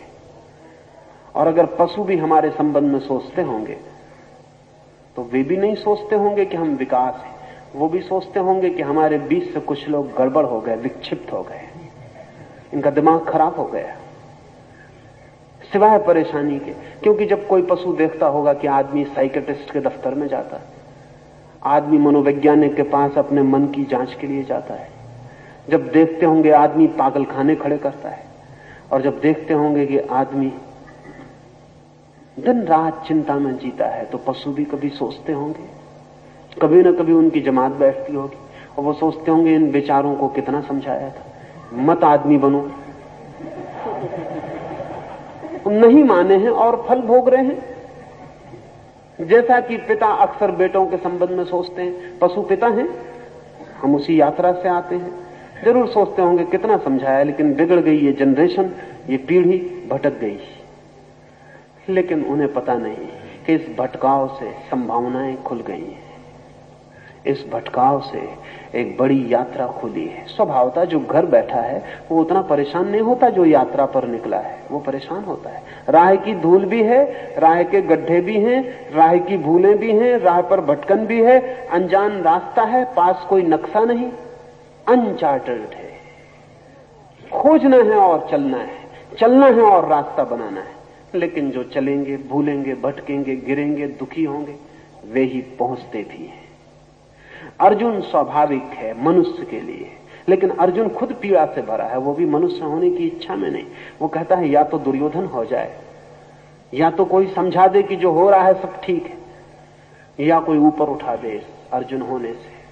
उसकी चिंता, उसका दुख, उसकी पीड़ा वही। हे केशव, युद्ध में आदमियों को मारकर कोई कल्याण नहीं देखता। हे कृष्ण, मैं विजय नहीं चाहता, राज्य अथवा विषय सुख कुछ भी नहीं चाहता। अर्जुन के अंग शिथिल हो गए, मन साथ छोड़ दिया है, धनुष छूट गया है। वो इतना कमजोर मालूम पड़ रहा है कि कहता है रथ पर मैं बैठ भी सकूंगा या नहीं, इतनी भी सामर्थ्य नहीं।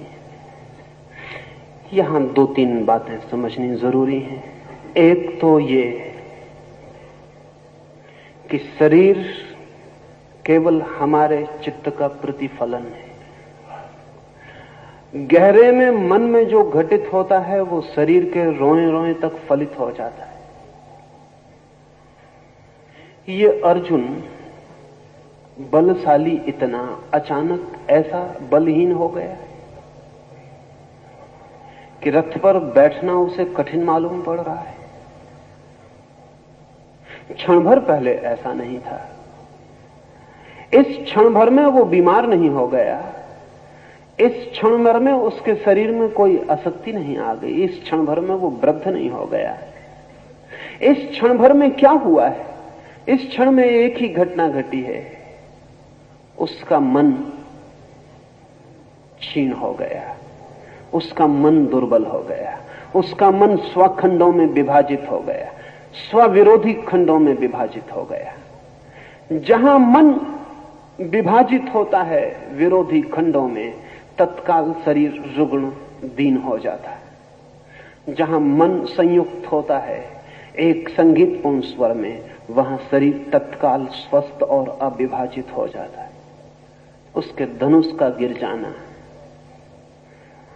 उसके हाथ पैर का कपना, उसके रोणों का खड़ा हो जाना सूचक है, इस बात का सूचक है कि शरीर हमारे मन की छाया से ज्यादा नहीं है। नहीं, पहले ऐसा ख्याल नहीं था। वैज्ञानिक कहते रहे हैं कि मन हमारा शरीर की छाया से ज्यादा नहीं है। जो इस भ्रांत चिंतन को मानकर सोचते रहे वे लोग भी यही कहते रहे हैं। बृहस्पति भी यही कहेंगे, एपिकुरस भी यही कहेगा, कार्ल मार्क्स और एंजल्स भी यही कहेंगे कि वो जो चेतना है वो केवल बाई प्रोडक्ट है। वो जो भीतर मन है वो केवल हमारे शरीर की उप उत्पत्ति है, वो केवल शरीर की छाया है। अभी अमेरिका में दो मनोवैज्ञानिक थे, जेम्स और लेंगे। उन्होंने एक बहुत अद्भुत सिद्धांत प्रतिपादित किया था और वर्षों तक स्वीकार किया जाता रहा। जेम्स लेंगे थ्योरी उनके सिद्धांत का नाम था। बड़ी मजे की बात उन्होंने कही थी। उन दोनों ने यह सिद्ध करने की कोशिश की थी कि सदा से हम ऐसा समझते रहे हैं कि आदमी भयभीत होता है इसलिए भागता है। उन्होंने कहा नहीं, ये गलत है, क्योंकि अगर शरीर प्रमुख है और मन केवल उप उत्पत्ति है तो सच्चाई उल्टी होनी चाहिए। उन्होंने कहा मनुष्य चूंकि भागता है इसलिए भय अनुभव करता है। हम सोचते रहे हैं सदा से कि आदमी क्रोधित होता है इसलिए मुट्ठियां भिज जाती हैं, क्रोधित होता है इसलिए दांत भिज जाते हैं, क्रोधित होता है इसलिए आंखों में खून दौड़ जाता है, क्रोधित होता है इसलिए श्वास तेजी से चलने लगती है और हमले की तैयारी हो जाती है। जेम्स लेंगे ने कहा गलत है ये बात, क्योंकि शरीर प्रमुख है इसलिए घटना पहले शरीर पर घटेगी, मन में केवल प्रतिफलन होगा। मन सिर्फ एक मिरर है, एक दर्पण, इससे ज्यादा नहीं। इसलिए उसने कहा कि नहीं, बात उल्टी है। आदमी चूंकि मुट्ठियां भींच लेता है और आदमी चूंकि दांत कस लेता है और चूंकि शरीर में खून तेजी से दौड़ता है, श्वास तेज चलती इसलिए क्रोध पैदा होता है। फिर उसने सिद्ध करने के लिए, और यहां तर्क का बहुत मजेदार मामला है, और तर्क कभी कभी कैसे गलत रास्तों पर ले जाता है वो देखने जैसा है। उसने कहा तो मैं ये कहता हूं कि एक आदमी बिना भागे हुए और बिना शरीर पर भागने का कोई प्रभाव हुए भयभीत होकर बता दे, या एक आदमी बिना आंखें लाल किए, मुट्ठियां बांधे, दांत बीचे, क्रोध करके बता दे। मुश्किल है बात, कैसे बताइएगा क्रोध करके? तब उसने, दोनों ने कहा कि तब ठीक है, जब इसके बिना क्रोध नहीं हो सकता तो क्रोध इनका ही जोड़ है, इससे ज्यादा कुछ भी नहीं। लेकिन पता नहीं जेम्स लेंगे को किसी ने क्यों नहीं कहा कि इससे उल्टा होता है। एक अभिनेता क्रोध करके बता सकता है, आंखें लाल करके बता सकता है, दांत भींच सकता है, हाथ भींच सकता है, फिर भी भीतर उसके कोई क्रोध नहीं होता। और एक अभिनेता प्रेम करके बता सकता है, और जितना अभिनेता बता सकता है उतना शायद कोई भी नहीं बता सकता, भीतर उसके कोई प्रेम नहीं होता है। ये अर्जुन जेम्स लेंगे सिद्धांत के बिल्कुल विपरीत काम कर रहा है, बिल्कुल उल्टा काम कर रहा है। जेम्स लेंगे इसको बिल्कुल मानने को राजी नहीं होंगे, कहेंगे बिल्कुल उल्टी बातें कर रहा है। इसे कहना चाहिए कि चूंकि मेरा धनुष गिरा जाता है, चूंकि मेरे रोए खड़े हुए जाते हैं, चूंकि मेरा शरीर शिथिल हुआ जाता है, चूंकि मेरे अंग निढाल हुए जाते हैं, इसलिए हे केशव मेरे मन में बड़ी चिंता पैदा हो रही है। लेकिन ये ऐसा नहीं कह रहा है, चिंता इससे पहले पैदा हो गई है, क्योंकि इसके शरीर के शिथिल होने और इसके रोए खड़े होने का और कोई भी कारण नहीं है, बाहर कोई भी कारण नहीं है। एक क्षण में बाहर कुछ भी नहीं बदला है, बाहर सब वही है, लेकिन भीतर सब बदल गया है, भीतर सब बदल गया है। तिब्बत में लहासा यूनिवर्सिटी में विद्यार्थियों का भी शिक्षण जो होता था उसमें भी योग का कुछ वर्ग अनिवार्य था, और एक तिब्बत का नियमित प्रयोग लहासा यूनिवर्सिटी में चलता था, उसमें भी विद्यार्थियों को उत्तीर्ण होना जरूरी था, और वो था हीट योग। वह शरीर में भीतर से मन के कारण गर्मी पैदा करने की प्रक्रिया। अजीब, सिर्फ मन से बाहर बर्फ पड़ रही है और आदमी नग्न खड़ा है और उसके शरीर से पसीना चू रहा है। इतने पर राजी नहीं होते थे वो। और जब पश्चिम से आए हुए डॉक्टरों ने भी इस परीक्षा को किया तो बहुत हैरान हो गए, क्योंकि जब विद्यार्थियों की परीक्षा होती थी तो रात में खुले मैदान में बर्फ के पास झील के किनारे उन्हें नग्न खड़ा किया जाता, और उनके पास कपड़े, कोट, कमीज गीले करके रखे जाते पानी में डुबा के, और वो नग्न खड़े हैं। और उस लड़के को सर्वाधिक अंक मिलेंगे जो रात अपने शरीर से इतनी गर्मी पैदा करे कि अनेक कपड़े सुखा दे शरीर पर पहन के। जितने ज्यादा कपड़े रात भर में वो सुखा देगा उतने ज्यादा अंक उसको मिलने वाले। और जब पश्चिम से आए हुए डॉक्टरों के एक दल ने ये देखा तो वो दंग रह गए। तो उन्होंने कहा जेम्स लेंगे थ्योरी का क्या हुआ, क्योंकि बाहर तो बर्फ पड़ रही है और वे डॉक्टर तो लबादे पर लबादे पहनकर भी भीतर कपे जा रहे हैं, और ये नग्न खले लड़के क्या कर रहे हैं, क्योंकि इनके शरीर पर जो होना चाहिए वो हो रहा है, लेकिन मन इंकार कर रहा है। और मन कहे चला जा रहा है कोई बर्फ नहीं है, और मन कहे चला जा रहा है कि धूप है और तेज गर्मी है, और मन कहे जा रहा है कि शरीर आग तप रही है, इसलिए शरीर को पसीना छोड़ना पड़ रहा है। ये जो अर्जुन के साथ हुआ वो उसके मन में पैदा हुए भंवर का शरीर तक पहुंचा हुआ परिणाम। और हमारी जिंदगी में शरीर से बहुत कम भंवर मन तक पहुंचते हैं, मन से ही अधिकतम भंवर शरीर तक पहुंचते हैं, लेकिन हम जिंदगी भर शरीर की ही फिक्र किए चले जाते हैं। अगर कृष्ण को थोड़ी भी जिसको तथाकथित वैज्ञानिक बुद्धि कहें होती तो वो अर्जुन को कहते कि मालूम होता है तुझे फ्लू हो गया। अगर उन्होंने मार्क्स को पढ़ा होता तो वो कहते मालूम होता है तेरे शरीर में किसी हार्मोन की कोई कमी हो गई। वो कहते तू चल और किसी जनरल अस्पताल में भर्ती हो जा। लेकिन उन्होंने ये बिल्कुल नहीं कहा। वो शिथिल गात होते अर्जुन को कुछ और समझाने लगे, वो उसके मन से कुछ और समझाने लगे, वे उसके मन को बदलने की कोशिश करने लगे। जगत में दो ही प्रक्रियाएं हैं, या तो हम आदमी के शरीर को बदलने की प्रक्रिया और या आदमी की चेतना को बदलने की प्रक्रिया। विज्ञान आदमी के शरीर की बदलने की प्रक्रिया पर ध्यान देता, धर्म मनुष्य के चेतना को बदलने की प्रक्रिया पर ध्यान देता है। वही भेद है। और इसलिए मैं कहता हूं धर्म विज्ञान से ज्यादा गहरा विज्ञान है, धर्म विज्ञान से ज्यादा महान विज्ञान है, वो सुप्रीम साइंस है, वो परम विज्ञान, क्योंकि वो केंद्र से शुरू करता है।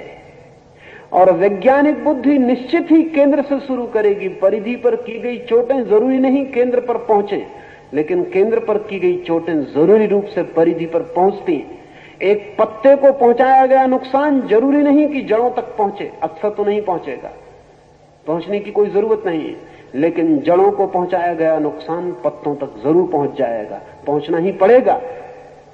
पहुंचने के अतिरिक्त और कोई मार्ग नहीं है। इसलिए अर्जुन की इस स्थिति को देखकर कृष्ण उसे कहां से पकड़ते हैं? अगर वे शरीर से पकड़ते तो गीता फिजियोलॉजी की एक किताब होती, वो भौतिक शास्त्र होता है। वे उसे चेतना से पकड़ते हैं, इसलिए गीता एक मनस्शास्त्र बन गई। गीता के मनस्शास्त्र बनने का प्रारंभ अर्जुन के शरीर की घटना को कृष्ण बिल्कुल ध्यान ही नहीं देते। वो न उसकी नाड़ी देखते, न थर्मामीटर लगाते। वो कहते हैं उसकी फिक्र ही नहीं करते कि उसके शरीर को क्या हो रहा है। वे फिक्र करते हैं उसकी चेतना को क्या हो रहा है। ये थोड़ा विचारणीय है। जैसा मैंने कहा, आज भी मनुष्य जाति करीब करीब अर्जुन की चेतना से ग्रस्त है। उसके शरीर पर भी वे परिणाम हो रहे हैं, लेकिन हम जो इलाज कर रहे हैं वे शरीर से शुरू करने वाले हैं। इसलिए सब इलाज हो जाते हैं और बीमार बीमार ही बना रहता है। उसकी चेतना से कोई इलाज शुरू नहीं हो पाता है। ये अर्जुन कहता है मेरा मन साथ छोड़े दे रहा है, मैं बिल्कुल निर्वीर्य हो गया, बलहीन हो गया। बल क्या है? एक तो बल है जो शरीर की मांसपेशियों मसल्स में होता है, उसमें तो कोई भी फर्क नहीं पड़ गया। लेकिन इस क्षण अर्जुन को एक छोटा सा बच्चा भी धक्का दे दे तो वो गिर जाएगा। इस क्षण अर्जुन की मसल्स कुछ भी काम नहीं करेंगी। एक छोटा सा बच्चा उसे हरा सकता है। ये मस्कुलर ताकत कुछ अर्थ की नहीं मालूम होती। एक और बल है जो संकल्प से, विल से पैदा होता है। सच तो यह है कि वही बल है जो संकल्प से पैदा होता है। वो जो संकल्प से पैदा होने वाला बल है वो बिल्कुल ही खो गया है, क्योंकि संकल्प कहां से आए? मन दुविधा में पड़ गया तो संकल्प खंडित हो जाता है। मन एकाग्र हो तो संकल्प संगठित हो जाता है। मन दुविधा में द्वंद्वग्रस्त हो जाए, कॉन्फ्लिक्ट में पड़ जाए तो संकल्प खो जाता है। हम सब भी निर्बल हैं, संकल्प नहीं, वही संकल्प खो गया है। क्या करूं क्या ना करूं, करना क्या उचित होगा क्या उचित नहीं होगा, सब आधार खो गए पैर के नीचे से। अर्जुन अधर में लटका रह गया, वो त्रिशंकु हो गया।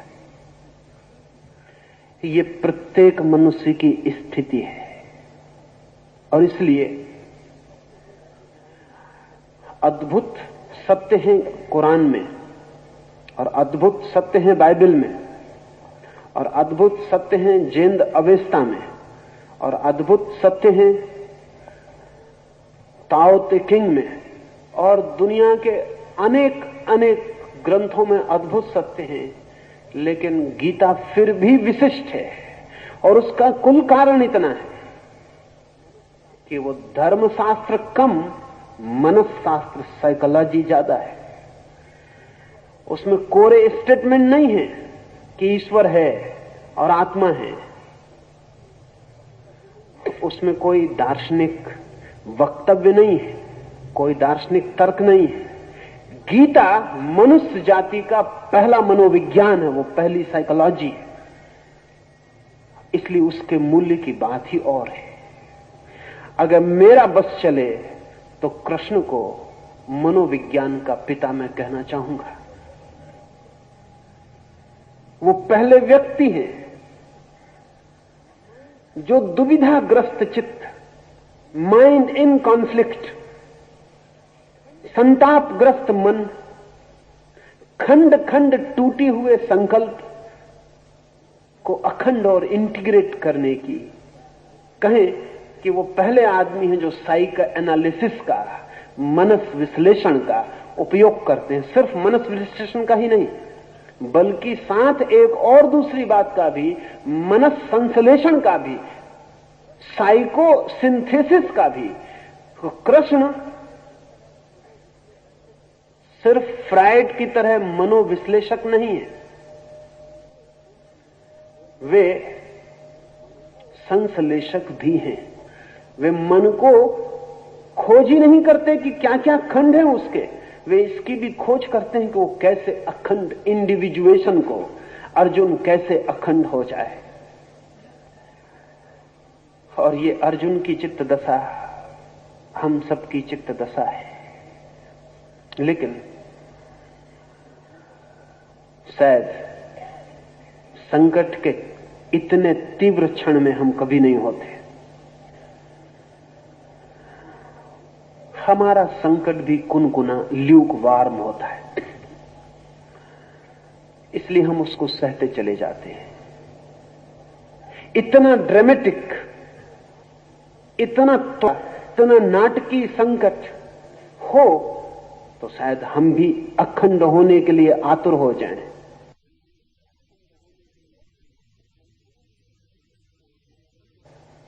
मैंने सुना है कि एक मनोवैज्ञानिक एक उबलते हुए बाल्टी में पानी में एक मेंढक को डाल दिया था। वो मेंढक तत्काल छलांग लगा के बाहर हो गया।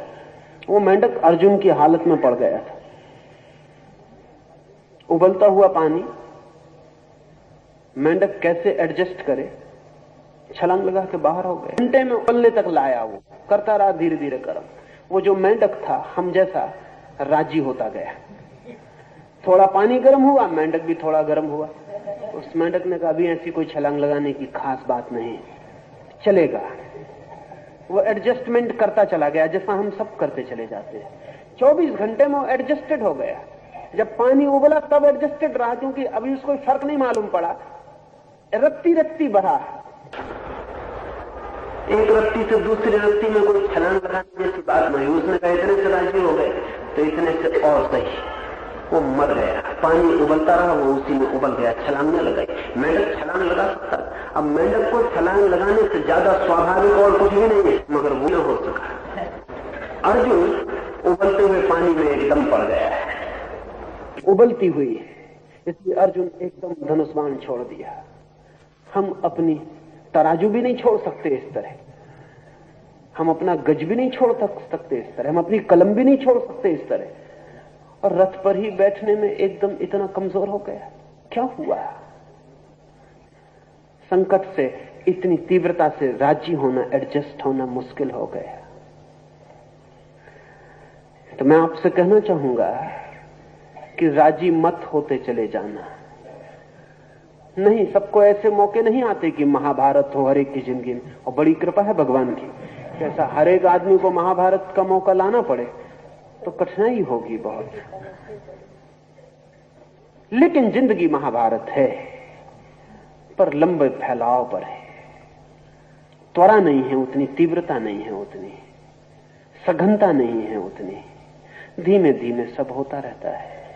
मौत आ जाती है और हम एडजस्ट होते चले जाते हैं, हम समायोजित हो जाते हैं, और तब जिंदगी में क्रांति नहीं हो पाती। अर्जुन की जिंदगी में क्रांति निश्चित है, इधर या उधर उसे क्रांति से गुजरना ही पड़ेगा। पानी उबलता हुआ है, या तो वो भाग जाए, जैसा कि बहुत लोग भाग जाते हैं, सरल वही होगा, शॉर्टकट वही है, निकटतम यही मालूम पड़ता है, भाग जाए। इसलिए अधिक लोग जीवन के संकट में से भागने वाला सन्यास निकाल लेते हैं। अधिक लोग जीवन के संकट में से एस्केपिस्ट रिनंसिएशन निकाल लेते, एकदम जंगल भाग जाते। वो कहते नहीं, अहमदाबाद नहीं, हरिद्वार जा रहे हैं। अर्जुन भी वैसी स्थिति में था, हालांकि गीता वो अपने साथ ले जाते, तब बड़ी हैरानी होती है। हरिद्वार में गीता पढ़ते, अर्जुन भी पढ़ सकता था। हमें मिल गया, कृष्ण मिल गया, उसने कहा कि रोक, भाग मत, क्योंकि भगोड़े परमात्मा तक पहुंच सकते, भगोड़े परमात्मा तक नहीं पहुंच सकते। जो जीवन के सत्य से भागते हैं वे परमात्मा तक नहीं पहुंच सकते। जो जीवन का ही साक्षात्कार करने में असमर्थ है वो परमात्मा का साक्षात्कार नहीं कर सकते, क्योंकि जो जीवन को ही देखकर शिथिलघात हो जाते हैं, जिनके गांडीव छूट जाते हैं हाथ से, जिनके रोए कपने लगते हैं और जिनके प्राण थरथराने लगते हैं, जीवन को ही देखकर, नहीं, परमात्मा के समक्ष वे खड़े नहीं हो सकेंगे। जीवन तैयारी है, जीवन कदम कदम तैयारी है उस विराट सत्य के साक्षात्कार की, एनकाउंटर का चला जाए। लेकिन भागने की तैयारी उसकी पूरी हो गई। अब ये बड़े मजे की बात है कि वो रथ पे नहीं चढ़ पाता। वो कहता रथ पे चढ़ने की भी शक्ति नहीं, लेकिन अगर उससे कहो कि भाग जाओ जंगल की तरफ तो बड़ी शक्ति पाएगा, अभी भाग जाए। एकदम इतनी तेजी से दौड़ेगा जितनी तेजी से कभी नहीं दौड़ा है। जो आदमी जिंदगी से लड़ने की सामर्थ्य नहीं जुटा पा रहा, वो भागने की जुटा लेता है। सामर्थ्य की तो कमी नहीं मालूम पड़ती, शक्ति की तो कमी नहीं मालूम पड़ती। शक्ति तो है, अगर कृष्ण उसे कहें छोड़ सब तो बड़ा प्रफुल्ल हो जाएगा, लेकिन ये प्रफुल्लता ज्यादा देर टिके। अगर अर्जुन जंगल चला जाए तो थोड़ी देर में ही उदास हो जाएगा। बैठ भी जाए वो सन्यासी के वेश में एक वृक्ष के नीचे, तो थोड़ी देर में जंगल से ही लकड़ी वगैरह बटोर के वो तीर कमान बना लेगा। वो आदमी, क्योंकि हम अपने से भागकर कहीं भी नहीं जा सकते हैं। हम सबसे भाग सकते हैं, अपने से नहीं भाग सकते हैं। मैं तो अपने साथ ही पहुंच जाऊंगा। तो थोड़ी देर में जब वो देखेगा कि कोई देखने वाला नहीं है तो पशु पक्षियों की शिकार शुरू कर देगा। अर्जुन ही तो भागेगा ना, और पशु पक्षी तो अपने नहीं है, वो तो स्वजन, उन्हें तो मारने में कोई कठिनाई आएगी नहीं, वो मजे से मारेगा। अर्जुन सन्यासी हो नहीं सकता, क्योंकि जो संसारी होने की भी हिम्मत नहीं दिखा पा रहा है, उसके सन्यासी होने का कोई उपाय नहीं है। असल में सन्यास संसार से भागने का नाम नहीं है, संसार को पार कर जाने का नाम है। सन्यास संसार की जलन और आग का अतिक्रमण है, और जो उसे पूरा पार कर लेता है वही अधिकारी हो पाता है। सन्यास संसार से विरोध नहीं, सन्यास संसार की संपूर्ण समझ और संघर्ष का फल है। आ गया है, वो पलायनवादी हो तो अभी रास्ता है उसके सामने। अगर संघर्ष में जाए तो कठिनाई है। अब पूरी गीता उसके गात की शिथिलता को मिटाने के लिए, उसे वापस संकल्पवान होने के लिए, उसे वापस शक्ति, संकल्प, वापस व्यक्तित्व और आत्मवान बनाने की पूरी चेष्टा है। इसलिए मैं जो सारी चर्चा करूंगा वो इसी दृष्टि से चर्चा करूंगा कि वो आपके मनस के भी काम की है। और अगर आपके भीतर अर्जुन न हो तो आप मत आए, वो आपके काम की बात नहीं है। वो बेमानी ना हो, आपके भीतर संघर्ष ना हो, आपके भीतर बेचैनी ना हो तो आप मत सुने, उससे कोई संबंध नहीं है। आपके भीतर दुविधा हो, बेचैनी हो, तनाव हो, आपके भीतर निर्णय में कठिनाई हो, आपके भीतर खंड खंड आदमी हो, और आप भी भीतर से टूट गए हो, डिसइंटीग्रेटेड हो, तो ही आने वाली बात आपके अर्थ की हो सकती है। शेष कल सुबह।